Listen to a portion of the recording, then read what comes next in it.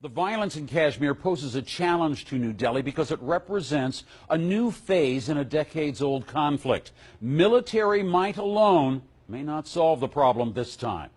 The dispute over Kashmir has triggered 3 wars between India and Pakistan. At the center, Indian-controlled Jammu and Kashmir state that has seen decades of armed militancy. Today, Indian troops face a different foe in Kashmir. CNN-IBN senior correspondent Pavan Bali. It's been called the gunless struggle, Kashmir's own intifada or sponsored agitational terrorism. In the next half an hour, we are going to bring you an insight into the phenomena of stone rage. This report was an in-depth look at the people who have changed the face of the Kashmir conflict. In 1989, when it started, this was an armed resistance. But now what we are seeing is the protest and the conflict has moved into the hands of the people.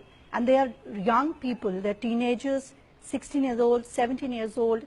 These are not basically armed militants. They are just the locals there who are, they're just tired of the status quo over the Kashmir issue.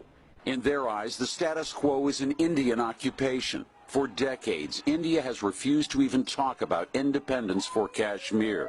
For all of those years, New Delhi has branded militant opposition to its rule of this part of Kashmir as terrorism, sponsored by neighboring Pakistan. Today, Kashmir's intifada challenges that description.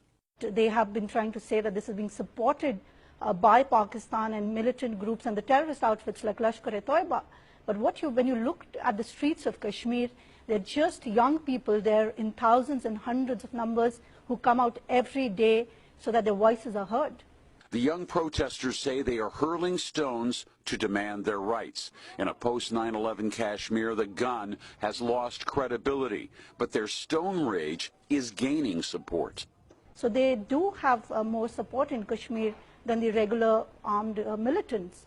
In fact, what you see in Kashmir is that these teenagers, they are laying down the policy for the separatist leaders. It's not the separatist leaders who are laying it out for them. This week, police responded with force to crack down on months of protests. After 10 people, most of them teenage stone throwers, were shot dead, thousands more people took to the streets in defiance of the curfews. Public buildings and the homes of local officials were torched. Crowds chased down police and took their weapons. Other police resigned, saying they refused to fire on unarmed protesters.